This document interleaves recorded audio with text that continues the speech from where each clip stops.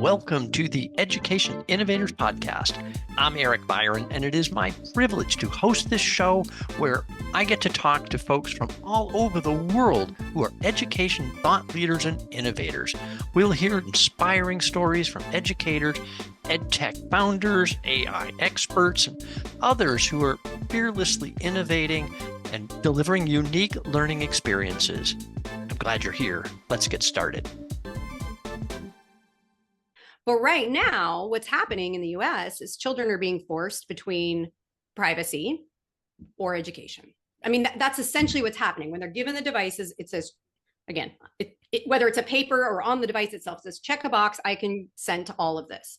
But if different schools have hundreds, if not thousands of different unique platforms per school, and again, that's from Internet Safety Labs, I think it's like 150 on average per school, how do they can't possibly know exactly what each company's taking and which data they're collecting here and which one they're collecting there. That's Emily Cherkin, the screen time consultant. And I'll admit, I was a little intimidated to have her on the show. She is tough on EdTech and is a leading voice and advocating for protecting children's privacy and data from unscrupulous tech vendors. Turns out she's not actually anti-tech, and we had a wonderful conversation about what it means to be tech intentional. Keep listening. Welcome to the Education Innovators Podcast. I'm Eric Byron, and today I have the privilege of having with me on the show Emily Cherkin, aka the Screen Time Consultant. And she's a world-renowned screen time expert with the accessible voice of someone who understands the struggles of becoming more tech intentional, both as a teacher and a parent. Emily consults with parents, offers schools presentations and professional development training, and writes about parenting, education, and screen time to bring her tech intentional approach to as many people as possible. Emily's work has been featured on the New York Times, NPR, the Washington Post, and she's been on some shows like the Today Show and Good Morning America.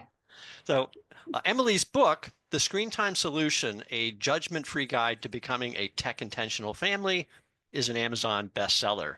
So welcome, Emily. I'm so pleased you've come on the show. Thank you for having me. I always enjoy an opportunity to talk about this. So thank you for inviting me. Yeah, no, this is going to be really, really fun. So I want to start, though, kind of with this concept of screen time. So hopefully without going too deep or too long, can you tell us a little bit about why you focus on screen time and what distinguishes kind of, useful online activity versus what might be harmful screen time? Can we do that? Right. Yeah, that's a great question. And actually, even just what you said caught my attention because we now assume screen time means internet-based. And it didn't used to, because A, the internet's relatively new, and B, we just didn't use the internet in the same way we do now, certainly not in schools and certainly not as young children. So I know that screen time is painting it with a wide brush. And so what I'll say to parents and schools is, look, watching TikTok videos is very different than FaceTiming with grandma, which is very different than watching a space documentary. And so, yes, we do kind of tend to lump things in.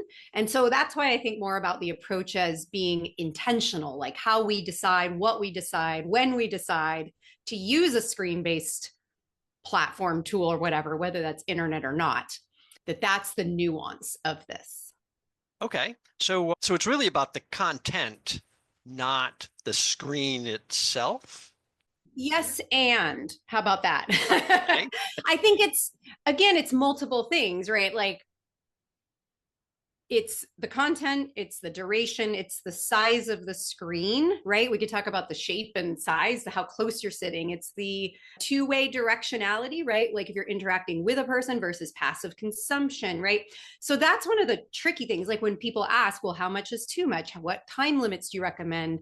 It depends, because it depends on what you're talking about. So again, I am being a little cheeky, but only because it is slippery, right? It's hard to pin it down. Yeah. Well, if it was an easy discussion, we'd all understand it, which is why we need somebody like you to help weed through the nuances of this. Exactly. So, all right, well, let's talk. So this is kind of passionate from my perspective, and I wasn't actually going to ask this right away, but let's just jump right in here. Yeah. So games.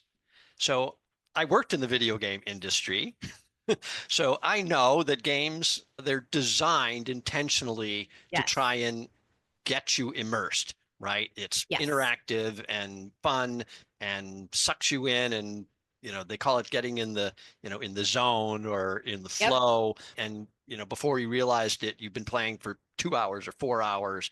And so talk to me a little bit about that, because from my perspective, there's kind of two ways to look at that. There's the harmful way, oh, game addiction, and these Sure. kids are just, as my wife would say, they're killing aliens for hours. What are they doing? Yeah. And, and then there's the kind of educational benefit of that, to say, oh, if we can design education to get that same kind of flow going, then the kids are actually doing educational stuff for hours and not realizing that they're learning. So Right. what's your view Right. on that? Yeah, this is good. So, Dr. Dimitri Christakis, who's actually a Seattle-based pediatrician, this is in a TED Talk from like 10 years ago. He said something along the lines of like, anything is educational. It's just, what is it you want it to be teaching, right? So it's, it could be a variety of things. I think a little bit, sometimes I get concerned when we slap that educational label on a game, because it's a little bit like greenwashing. If you say something's environmentally friendly and you make the label green, you feel less guilty about harming the earth. That doesn't mean you aren't learning something. My concern, and again, part of my tech intentional definition is less is more, later is better, and skills and relationships before screens, is just back to the question of how much, right? It's like a little bit's okay and a lot's too much, and it really depends on the child. So that's on the at-home side. When it comes to gamifying educational curricula or apps, I have some concerns about that. And part of it is because learning shouldn't be frictionless. And I think sometimes there's an argument in tech that like it will make things easier, or that it has to be fun to be engaging. And I resist that a bit, because I think it's in the struggle that children learn. And I don't mean it should be boring. Good teachers make learning fun. But as you pointed out, when you're competing with the dopamine that's induced by the gamification, the best teacher in the world can't compete with that. Right. So that's where we run into problems, right? Because then kids are like, well, school is boring, because of course it is, compared to the video games or even the educational apps that they're playing. Yeah. So, well, that's interesting too, because so part of my principle of educational game design is not necessarily that it's fun, playful, shooting aliens or whatever. Sure. Right? But that the dynamic there is about challenge level, right? So if it's too easy, it's no fun, I'm bored, right? If it's too hard, right. If it's too hard, I'm frustrated and I'm going to quit. Right. So great educational game design is really based on this ability to find that sweet spot that says, oh, it's just hard enough.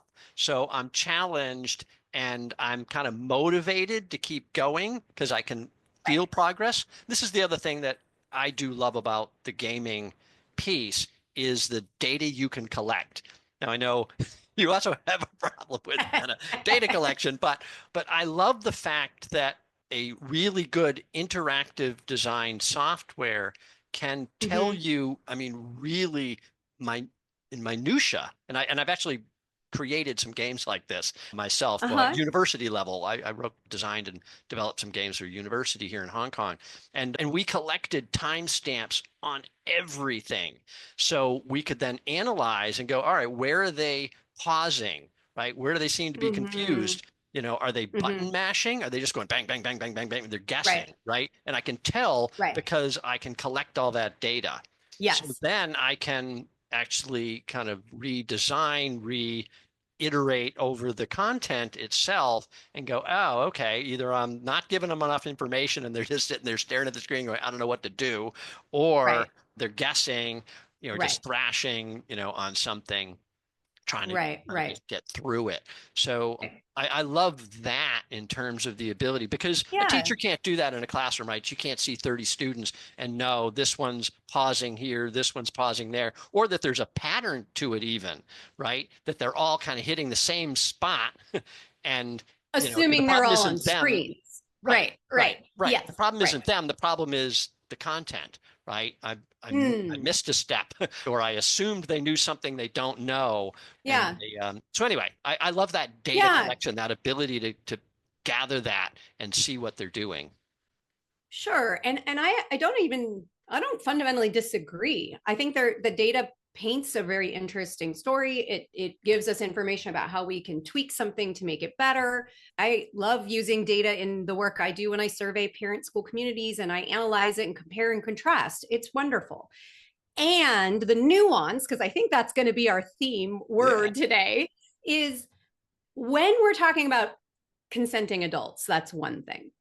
And when we're talking about like I am obviously playing a game, a video game or whatever it is on my own time, or I've chosen to engage with this, that's different to me than a 7-year-old using a gamified platform in a school where parents haven't been fully informed about, for example, the data collection. Most parents have no idea that this is happening.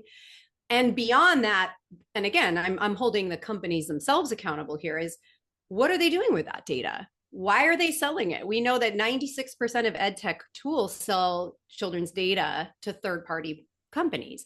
And, again, from the business side, that makes sense, right? Because it helps them fine tune and tweak and sell products back to the school. But if that's what's happening, to me, there has to be transparency and communication about that. And beyond that, it feels extractive and manipulative. Does that make sense? Like that's kind of the nuance to this, I think. So, well, and I guess the interesting piece for me there was, you stated 96% of companies sell the data they collect. So I haven't met anybody yet who sells data. So this doesn't hit my experience at all. Right. So I'm curious, where does that come from? Who comes up with a study like that? Absolutely. Internet Safety Labs is an independent organization that assesses educational technology apps. So they have several benchmark reports, and I'm very intentional about the data I use because a lot of it's industry funded, right? So I want it to be independent. I want it to be peer reviewed. And I've spoken with the founder of Internet Safety Labs. They're wonderful. They're very insightful, and they analyze sort of the backside. And this gets into the weeds more than even I understand, like SDKs and all of this stuff, right? Yep. And to be clear, that's a data point about apps used in schools. That doesn't necessarily mean, well, I can't speak to all apps or all video games, right? I don't know that. Yep. What I do know is that the business model of big tech and social media platforms and gaming is the same as the educational technology business model. Are there exceptions? I'm sure, but they're the exception. They're small, right? Not many. And so when the profits come, as you explained, from like the engagement and the clicks and where kids are spending time, to me, that's important information for parents to know. And I think there's sort of several steps here. One is, do parents know this? And I would argue most have no idea. I've been pounding this pavement for 6 years and they're still shocked about it when I say that. Yeah. And then B, do they know what's happening with that data and are they okay with it? And then C, if that data is being sold or used, for what purpose and for whose benefit, right? Because, even your example of 30 kids on screens, I'll give you a personal anecdote. My daughter's 13. In her 7th grade English class, there are 36 students, which is huge. I used to teach 7th grade English and I had half that. 36 students, 35 of whom who have school computers, because I refused it this year for my daughter, which we could talk about in a minute. Right. But the burden is on the teacher to know what the kids are doing on the screen, right? And then we get platforms and other tools that come in that can say, well, the teacher can look at the screen and see what each kid is doing. There are such software and tools for that. But to me, as a teacher, what does that do to the teaching and learning experience? We know that learning happens in the context of relationships. And if a teacher is pulled to sit at her desk in front of a computer to monitor the screens of her students, what's in a 40-minute period once a day, how much interaction is going, right? It takes away from something else. Now, again, I said at the beginning, I'm not anti-tech.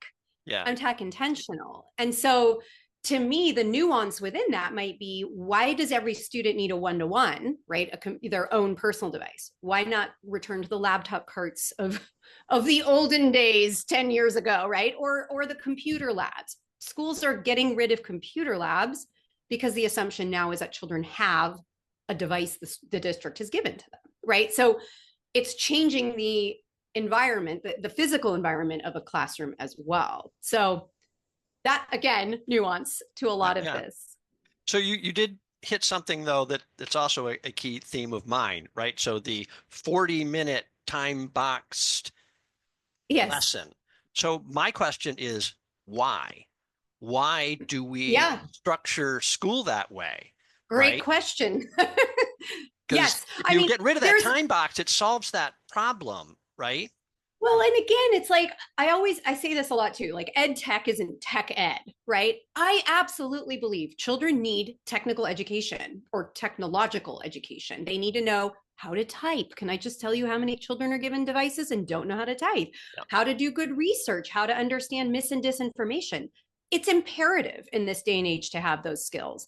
That's not, for the most part, what I am seeing happen in schools. And so there needs to be a shift there. There needs to be, you're absolutely right. Why do we structure the day with 6? Nobody works in a job where every 40 minutes they're asked to shift tasks and focus on something completely different.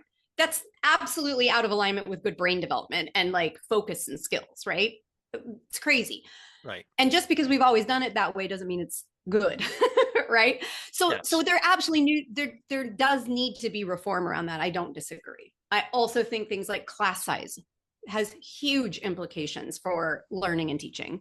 That's not something, I mean, it's years and years of research that we know that this is true, but that's not what we're focusing on right now. It's, incorporating AI into the classroom or different, and I would argue, let's go back to the structural part as well. Now, education, as you know, is its own wasp's nest of challenges. It's not just one thing, it's many. And so there's a lot of work that needs to happen. All right, let's talk about the controversial Alpha School model.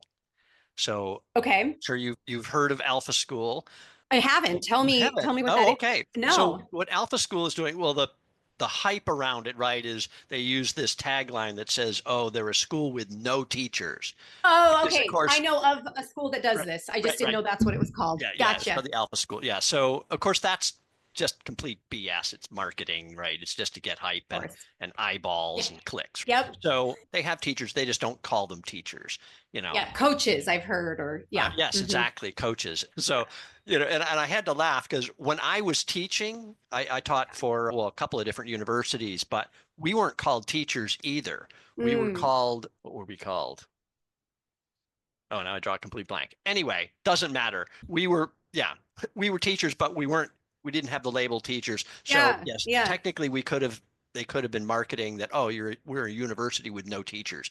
Anyway, right. I digress. The point I wanted to make was their model, basically what they do is they condense the academic delivery of content, the knowledge transfer stuff, into a 2-hour window where the students go through AI tutor, right? It's all software driven, not human delivered. It's software delivered content with AI, and they get it at their own pace. So the students go through the modules as quickly or as slowly as they need to.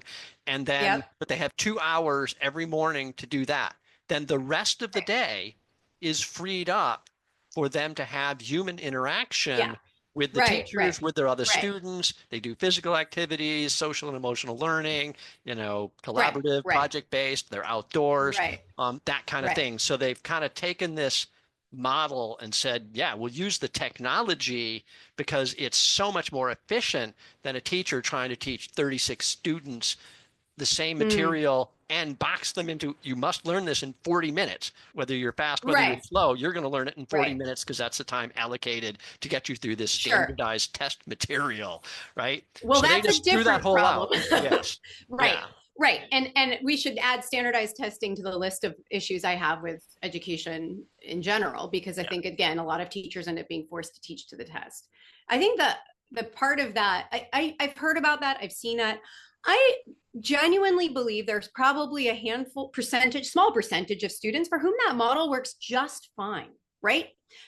I mean, kids are all different. And this is part of the problem I have with this sort of, it's interesting because I heard you say this and I heard you disagree with it. The idea that we can standardize education or streamline it, the words efficiency, right? Those are very technology friendly words. And again, real learning is slow and arduous and takes time.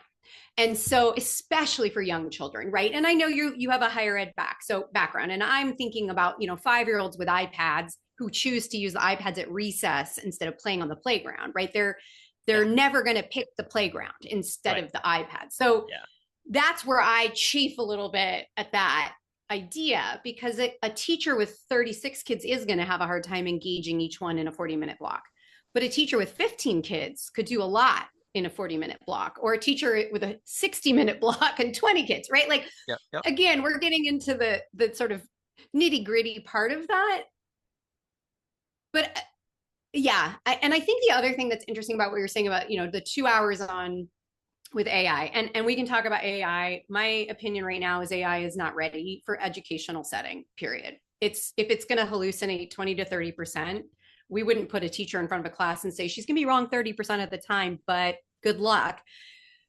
However, with the model that you're talking about in terms of time, I think that's always a shock to people who aren't teachers, is how much of the school day is not actually spent in direct instruction, right? Like, I think we saw that with COVID and remote learning. Parents were like, but my kid's there 6 hours. You're not giving them 6 hours of work to do. Well, because school is full of other experiences, walking to and from class, lunches, breaks, socializing, right? Like, it's not just sitting and learning 6 hours straight. And so I actually think the content part of education can be boiled down into 2 hours, and you can vary the content, whatever.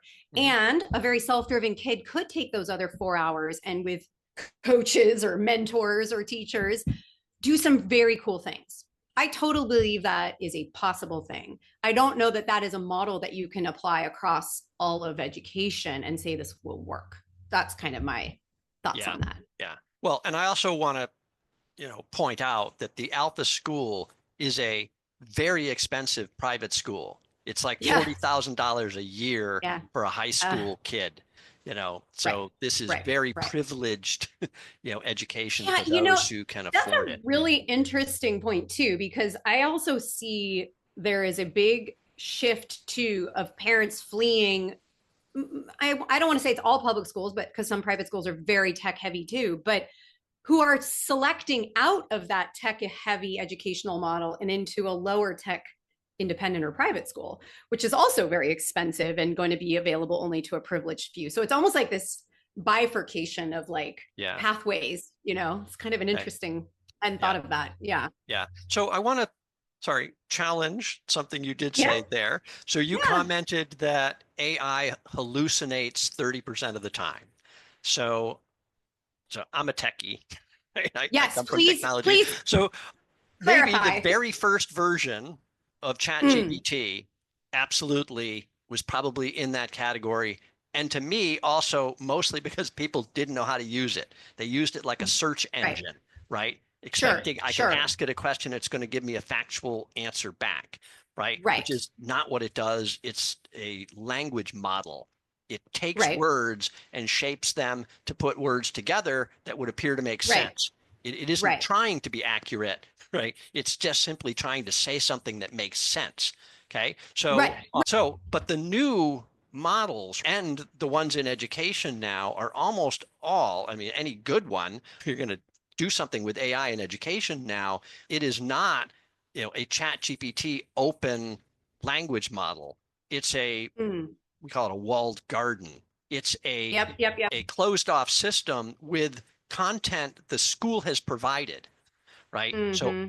it can only answer from the material you've given it.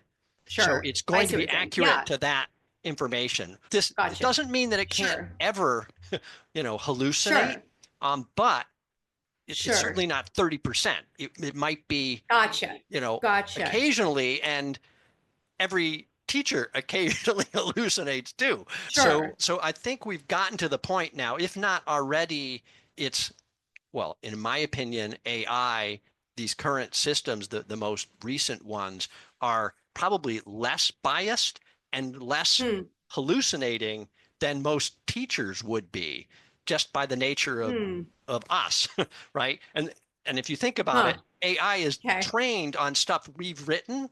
So if it's Which includes mis and disinformation. and biases and all that's right, if it's got Totally. biased, it's biased because of us, right? Right. We made it biased. Sure. Yeah. Totally agree. I've definitely heard the walled garden. I think the thing, so here's the thing about, I think what you're describing is where is the, maybe that's the newest form and it's changing fast, right? So we're It talking is. like a lot of acceleration quickly, which to me is always a red flag. Wait and see what's good and safe, especially about children.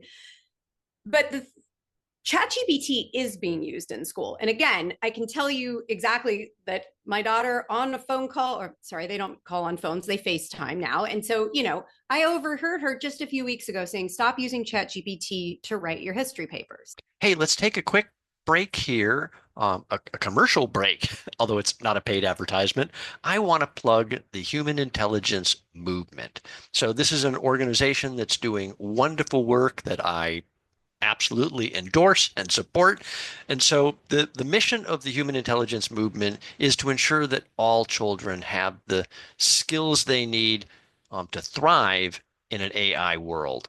So please, support that organization, join them, get in the fight, and there's a link in the show notes so you can find them. Okay. Now back to my conversation with Emily, and we're going to hear her share more of her vision for the future of education, and some examples that we kind of compared notes on from all across the world.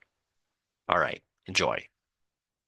Now, I know that the intention could be to use this as a tool to guide XYZ, whatever, that is not a skill that children have. So, or not yet because it's so new. And so to me, again, I go back to skills first, which is what are the skills children need prior to using tools like that? And it's not just the skills, it's the brain development, because a 12 or 13-year-old lacks executive function or has very weak executive function, which is impulsive, and they're going to look for the easy way out. So of course they're going to use ChatGPT to write their papers. And, the question begs the question, why is the school providing access in the first place? And trust me, I have raised the question. But it's just a little backwards to me to just give it to them and then expect them to use it the way it was intended. Does that make sense? Like, Oh, I completely agree with you on all points there. Too young, you don't. So to me, right, and the point I'll reinforce there is you can't use a sophisticated tool like that ethically and correctly unless you know how to write.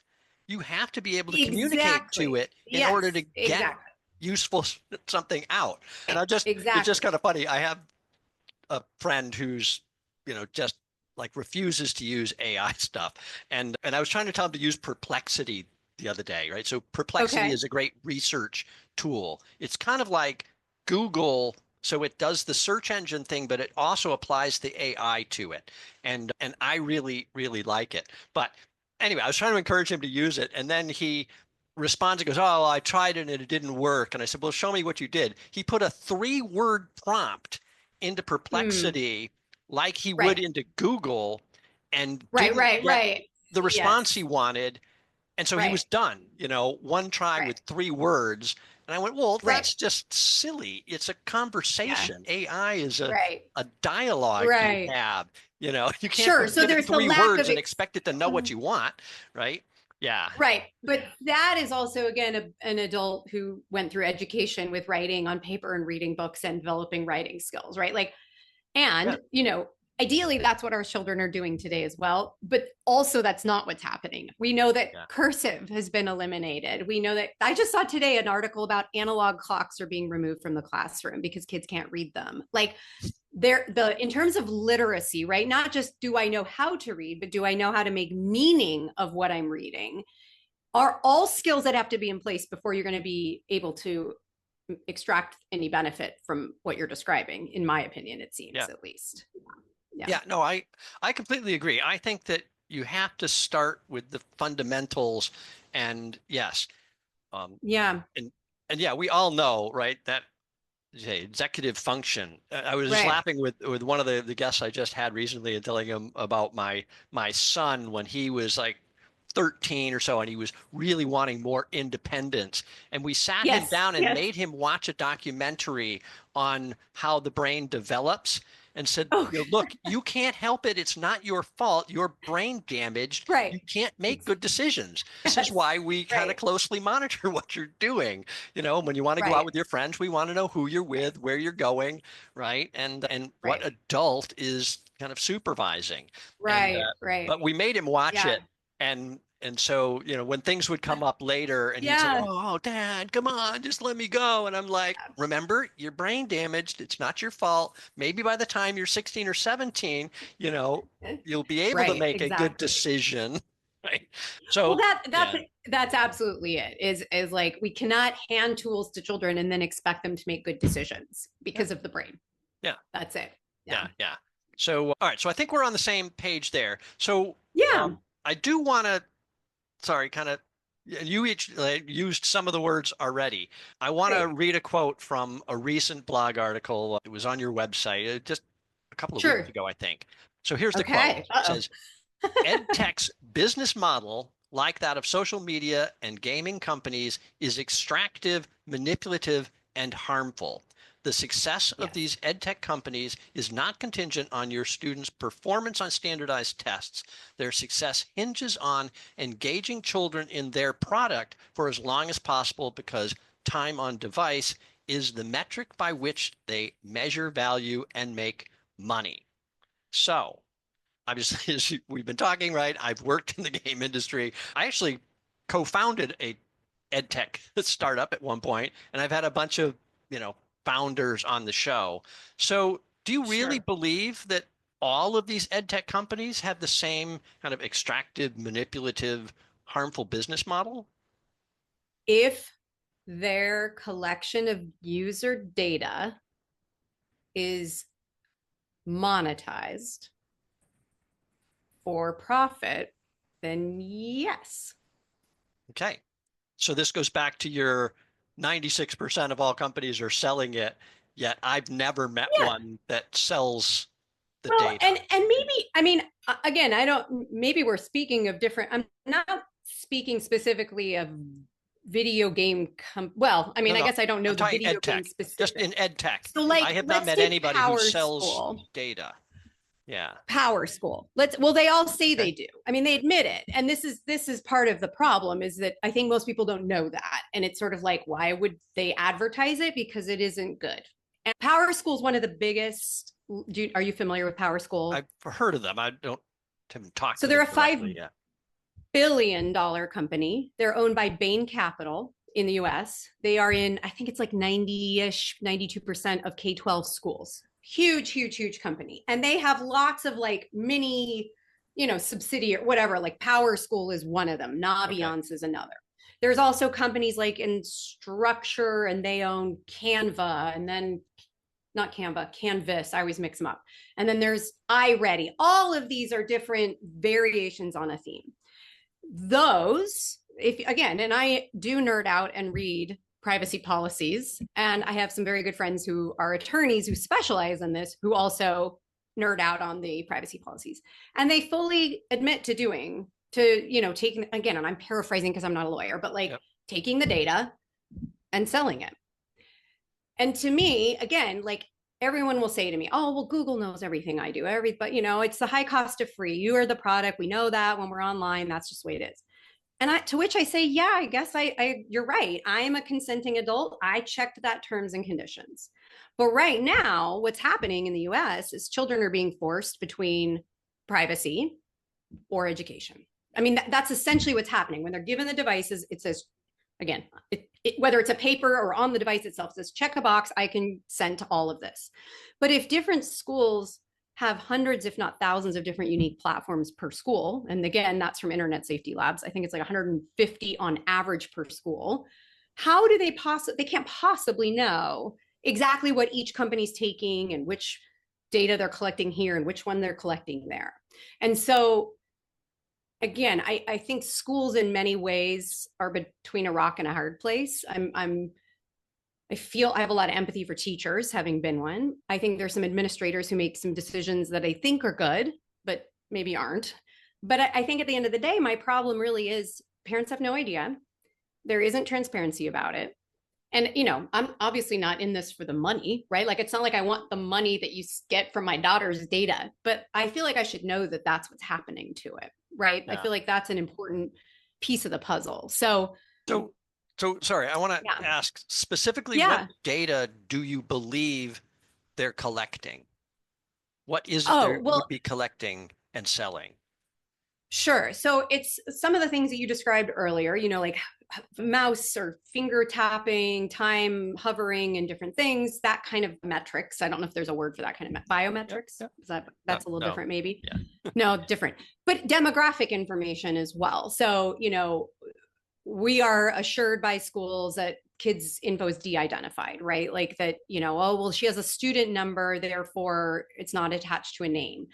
But there are companies who reanimate data, right? They'll take information from one and they'll combine it with another. And again, I know I'm paraphrasing this into simpler terms because this is how I understand it. But then they can make a profile. Then they can find, they can say, oh, this is what this child likes. This is the apps that they're engaging with. This is the stuff. So now we can push content to them that is more targeted or more. And again, maybe it's that they're more interested in, and I put that in quotes because I think a child doesn't always know what they're interested in, and part of learning is the exploration and the curiosity. So that is concerning to me. And there is emerging litigation about this. I don't know how much you know about me. I am involved in some of that, and our concern is very much along those lines. And the complaint is public, and you can read it, and there shows you all the examples in the more nitty-gritty terms, which you might find interesting because of the technical descriptions. I am very interested, in this. And so it fascinates me from a couple of regards because it's tricky, as you say, nuanced here, right? Yeah. So because the positive guy, from my perspective, I'm going, again, it's valuable data because one of the hardest things in trying to develop content and make it engaging and get kids to be willing to do it and focus and actually learn from it is I need data, right? I need to know what works, what doesn't work, what language, nuance of language and timing and content and combination and character development, right? If I'm doing storytelling. So all of this stuff requires, there's a lot of heavy lifting in developing this content, right? So if I can get data that says, a fourth grader in this kind of demographic, this resonates with them, that helps me get there way faster. So I see benefit. If I share this data right now, somebody else can use it to improve the learning experience. Not just make more money, but improve the learning experience. So that's probably where we differ, because I would say if you stopped right there and it was just about improving the learning experience, which I don't totally agree with, that would be one thing. That's not where it's stopping, right? Like, and there are some school districts I know who are doing things like data deletion day, right? Where districts will erase the data that they've collected from the year because that makes sense. Like, why do they need to hold on to it, right? If once they have. And again, there's all kinds of data, whether it's student health records or EdTech, like lots of stuff. But to go back to the enhanced learning, like, here's my question for you. Why? If you can differentiate instruction Like, why do that instead of investing the resources, for example, into teachers? And again, I'm not saying you get rid of the tech, but you invest in developing the teacher who knows the child better than a machine ever will. And, I'm sure I'll get pushback from some AI people on that one, but I just fundamentally believe that humanity is different from machines. And so for what purpose, right? Like, I actually see a lot of this as a threat to teachers, that the argument will be, you aren't reliable, or you do have bias, or you aren't able to teach 36 kids. So we'll just give you these tools. We'll help make your life easier. And I'm protective of the profession. I think that's a lot of where I'm coming from. Okay. So here's my statement on that. I Sure. absolutely agree with you that, well, and I guess the way the statement comes across is that teaching has to be human centered, right? AI is a tool that can help make it more efficient. But the goal for me would be to increase the amount of human touch that we've got by leveraging the tools. So when the tools get better, more efficient, I can deliver content more dynamically, more personalized to the student, right? Now, right, the student gets that content that they need faster, more effectively, because the AI can adapt to the individual student, right? That the teacher doesn't have time to do. Now, like what Alpha School is trying to do, condense that academic delivery into short bursts, which also kids can't sit for 40 minutes and pay attention necessarily, right? Give them 10 to 20 minutes of something and then, move on. Because anyway, we all lose focus after, 20 to 30 minutes max. So then now you have the time for those teachers to really interact, for them to watch the kids without a device in front of them, talking to each other, collaborating, working on something, physically building something, gardening, whatever, farming, there's so many different active learning things you can do. But if we can make that screen time more efficient and effective, now I have more time for the teacher to interact with the students. That would be my goal.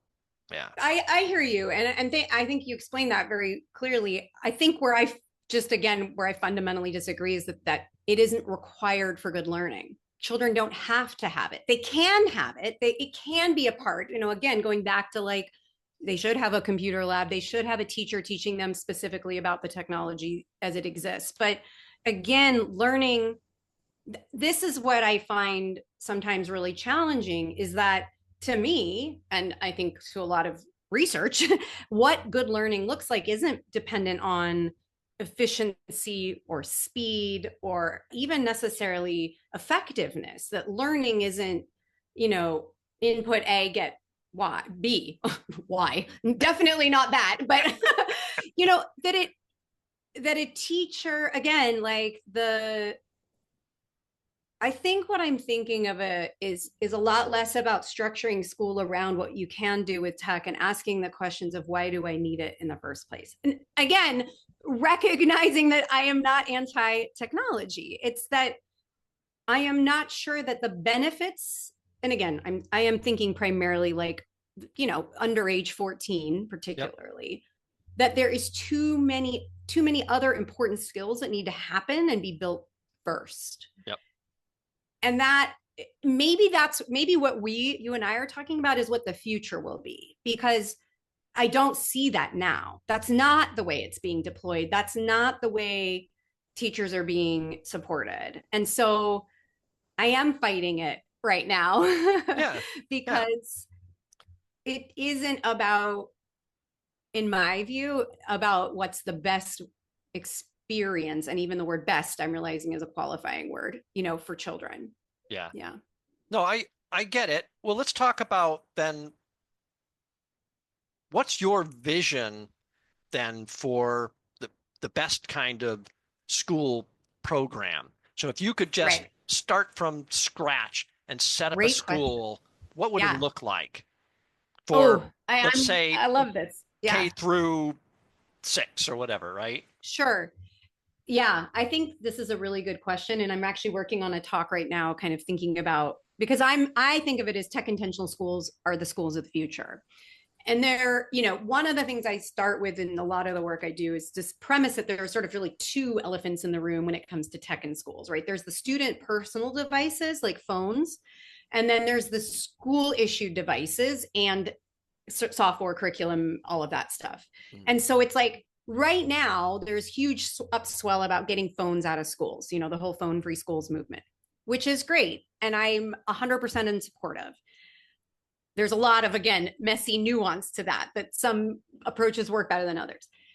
I don't think people are quite ready to tackle the ed tech. And again, I'm painting with a wide brush. I recognize when I say ed tech, just like we talked about in the beginning with screen time. So to me, it is going to be a school that prioritizes, again, skills before screens and recognizes that learning happens in the context of human relationship, and that investment is in things like teacher training and support and lowering class sizes, reducing class sizes, and analog materials until mastery, right? I heard the story about during the election season, new registered voters, like 18-year-olds, couldn't sign their names on the ballot because they'd never learned cursive. This idea, but there's actual a through line about brain development from when you're, learning to write your name in cursive and what that does for the way you think. And I see this sort of closing in of the world on just minimizing experiences or making them simpler, easier, or more efficient because that's what kids are used to now. And I want to reverse that. I want it to be like, not make those things first, but respond to what we know kids need. We need to expand their world. We need to get them outside. We need, and so there isn't one particular school model. I mean, we could talk about Waldorf and Montessori, and there's also, or alpha schools, right? It's less about the model of the school and more about, I think, what is prioritized and protected. That's a good question. Yeah, it's a tough question, right? Because I think it is. We all have kind of parts of the vision, but I have found few people who could really articulate a whole school and go, oh, we should operate this way. And, and you have this dilemma, admittedly, also. The system is really broken in terms of the ability to hire, train, and pay teachers, sufficiently you're right. to attract quality people into this profession. We're losing teachers like gangbusters, and we're now losing school funding and all these other programs. So it's going to get worse. It's not going to get better. I know. In the short term. And actually, to that point about why it's hard to articulate one particular vision, and it goes to what I really believe is that, we aren't standardized. Children are not, humans are not, schools are not, communities are not. And so what would work well in one community might not work well in another. And that needs to be okay. I notice a lot in my school district activism here is like this move towards making everything the same in the name of equity. And again, I believe the intentions are good, but the effect is the opposite in my perspective of what's happening, and so it's because it's not possible, and again, we talked about standardized testing, and that even the name is the problem, right? that in and of itself is problematic. So I do really appreciate your thoughtful questions, and I also think it's important that we don't agree with everybody, we have the ability to do discourse like this matters, I think that's extremely important. Well, I do think it is really important to acknowledge that there is no one solution, one size fits all. This is part of what I've been advocating for is try many different things. There should be different options. Kids learn at different speed and have different interests, and some will respond really well in this model and some will respond really well in that model. And so, there is no perfect solution there, right? There has to be many good solutions. But I am very concerned about the fact that, so I'm in Asia. I've had exposure to not only like the Hong Kong school system, which is really considered very highly ranked in the world. But Singapore is like the model. You look at, almost every assessment that's done globally of different education systems. Singapore always ranks at the top. Math, science, Yeah. languages or whatever. They just seem to excel. And I did Yeah. get a guy on who's been 30 years in the Singapore Wow. system, worked his way up from teacher to assistant principal to principal. Now he's Yeah. consulting, but just amazing to and and again, I think the piece that was really fascinating to me was that it was really about prioritization. It was a Yeah. cultural, societal Uh, thing yes. that everybody went, Yes. teachers are hugely valuable. Education is extremely, the whole Right. community kind of rallies Yes. around this. Yes. And as a Yes. result, you have this, incredible system of support and Yes. investment and Yes. technology and Right. innovation. They send their Yeah. teachers out all over the world to go Yeah. look at Oh, other systems and come back with good ideas. He yeah. talked about doing that That's himself when he was like an assistant wow. principal. They sent him out and said, "Go Yeah. find the next coolest thing that somebody else is doing and bring it back so we can analyze and figure Yeah. out where it might fit, within our systems." But And that sounds intentional. Like again, it going back to tech, is, intentional. And that yeah, is, again, I love that. Maybe that's and again, I don't know enough yeah. about it. But I don't see that here in the US. No, I no, think there are some innovative schools. I think there are some, private schools that are trying. It's just, to me, that is not what I'm seeing. And that's the fight I'm having. So yeah, internationally, it is very interesting. I do hear from people in different countries, and there are some countries that are doubling down really heavy on the tech. And the parents are not happy. And then there's others that are like, we need more. This is what yeah, kids, which is fascinating. Again, from that cultural context. And oh, what's it like to be in a culture where teachers are so highly valued? Tell me yes, what it's yeah. like. It is Oh, if it only. no, it is it's great. Now, there's the Yeah, downside too, right? Hong Kong right. has a very, very high suicide rate amongst teenagers because That's a there's good so much point. pressure Pressure. academically, right? And Yes. standardized Ooh, tests and, right. it's yes. That's a great point. It's Yeah. no one's So, got it down perfect yep, either. Yeah, yes, exactly. exactly. Well, So, and I think the other thing, the takeaway from all this too, for me, is that just even this conversation is a good example of it. It all comes down to relationships, right? It's like, could I have had a wonderful teacher who knew how to incorporate technology into my classroom and enhance my learning experience? Yep. But it would have happened because I had a relationship with that adult who cared about me and invested in me. yep, And so maybe that's the ideal that you and I both see and hope for and, yeah, strive for. And we've got a long ways to go. yep. Yeah. So I also want to acknowledge that some of the best examples I've had on my show here too Yeah. are educators who started an EdTech company Mm. because Yeah. Right. they were Yes. frustrated, right? We're not using the technology That's properly, or fair. we're Yes. right. We can enhance the Yes. learning in this way. Yes. One of them was a music teacher who Mm. she started Yeah. creating some kind of characters and stories to help the Yeah. kids practice more Yeah. effectively when they weren't with her. And Yeah. it turned into this Yeah. platform, right, for Yeah. the Yeah. parents to be able to get the kids to Mm. engage and learn their scales and whatever, because she Right. made it more Right. fun and engaging. But she was a teacher, just a music teacher who just wanted to find a Yeah. way to help the Yeah. students and realized that she could do Yeah. it using some technology.